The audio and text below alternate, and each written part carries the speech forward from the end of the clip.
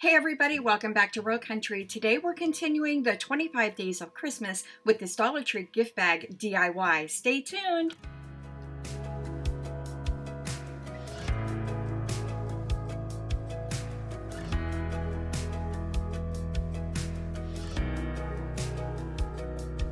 Okay everybody, so as always I will have everything listed in the description box below, but what's coming across your screen are all of the things that I've used to make today's DIY industrial farmhouse sign.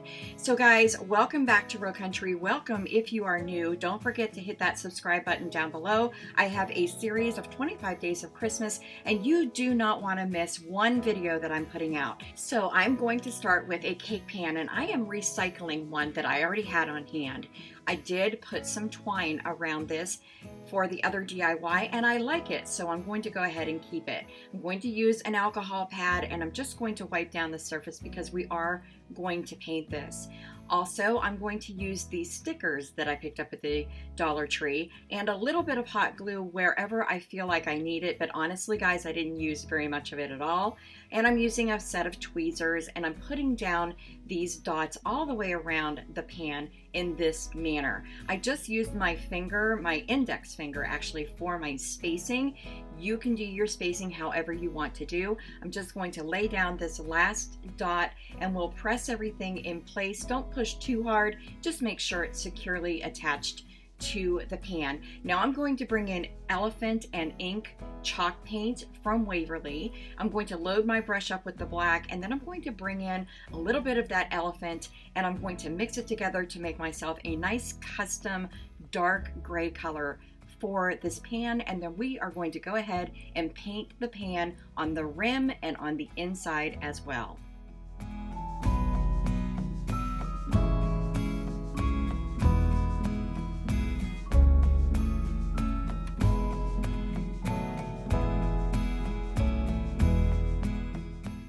Now I find in my finished result that it really paid off to paint this in one direction. So you'll see inside the pan it's sort of going around in a circular motion and then all the way around the edge. Guys, that twine really sets that off and I think it looks really great. Now I used this gift bag and what I want to do is remove the handles and we're going to cut down the seams on both sides so that we have one piece to work with, and then we'll cut this away from the rest of the bag. These bags come finished on one side with glitter. The other side is a matte finish and I'm using the glitter. You can use whichever you want.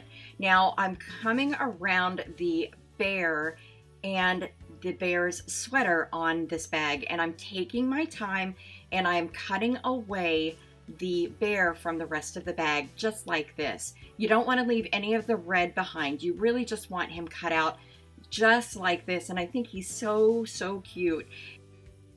I'm bringing in another cake pan just to use as a template so that the other one that I painted can dry. I dropped him down in and used my fingers to crease the paper, and you can see here how that crease worked out for me. I'm just going to bring in my scissors and trim that away. That way when my paint is finished drying on the other piece, we'll be able to just drop him right down in there and he will fit perfectly. Guys, I think this is one of these decor pieces that's going to go from Christmas all the way through winter. He is absolutely adorable and I love that this is coming out as a modern industrial feel, but we are also going to countryfy this piece. I mean, you know me guys, I like to do more country farmhouse, but I'm really liking the look of that twine against this dark background. Now you can give this a second coat of paint if you want to. I decided not to. I like the rustic look of that paint job behind there. So how are we going to attach this, right? I'm going to bring in a Jot glue stick. I really do like this method, and we are going to cover the entire back of this piece. Make sure that you pay special attention to your edges and that you do get glue on every single bit of this paper. You don't want any bubbling when you put this down. Now you'll notice that it does start to turn and curl. That's because of the type of paper that the Dollar Tree uses to make these bags. Don't worry, you can do this. Just take your time, make sure that you have a really good adherence of the paper to the painted surface, and bring in your glue stick if you happen to have missed an edge, and just finish it off, and then use your fingers to really press this piece down into place.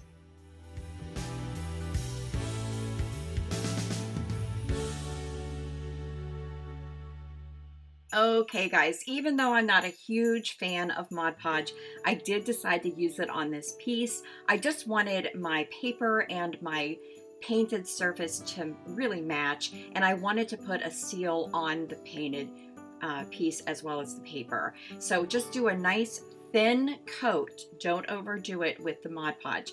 Now I'm bringing in a detailed paintbrush that I picked up at the Dollar Tree as well, and I actually have paint left over. So what I'm going to do is take this detailed brush and start hitting the edges on this piece. So while my Mod Podge is not completely dry, I'm doing this part of this DIY. You can wait and put a second coat of Mod Podge on if you want to, but I just wanted to come in and really sort of give this piece the look as though it's really just coming out of the black painted piece. I'm just adding that detail. It helps to really blend it in really, really well, and I do like it better than just that piece of paper sort of stuck to the painted surface of this cake pan.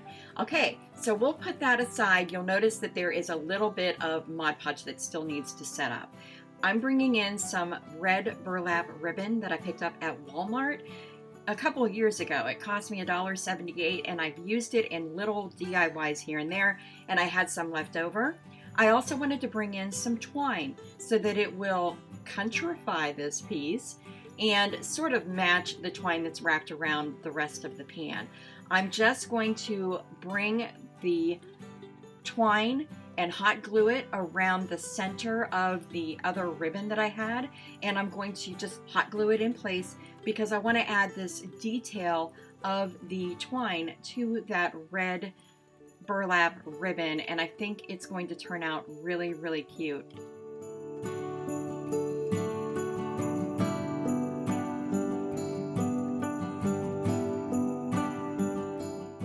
Okay guys, so I went ahead and cut another piece of the ribbon off and I put it aside. I'm bringing in some more twine, and I found the center of the looped part that I am making into the bow, and I hot glued the edge to it, wrapped it around, and I'm now finishing that off.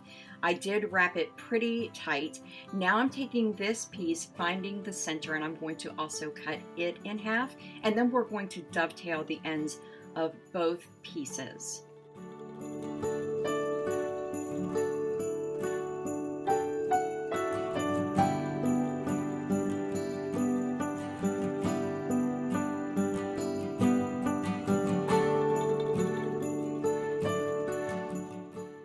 But I also want to go ahead and add a little bit more twine to this entire bow. So I'm taking a little piece and I am hot gluing it to each strip that I cut off, and then I'm trimming the twine right above the V notch that is in both sides of that piece, and then we'll go ahead and hot glue this to the bow to finish that off.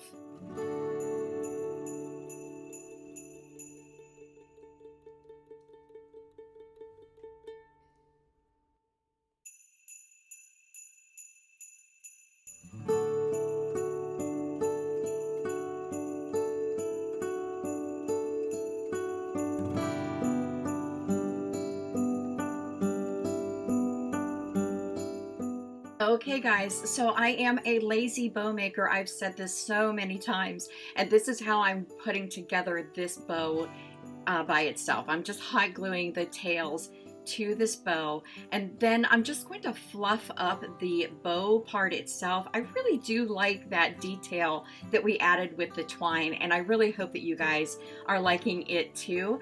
And once I like it, I'm just going to add some hot glue to the top of the pan over the top of the head of the bear, and I'm just going to put this little bow on by taking the tails of the bow and placing them behind the loops.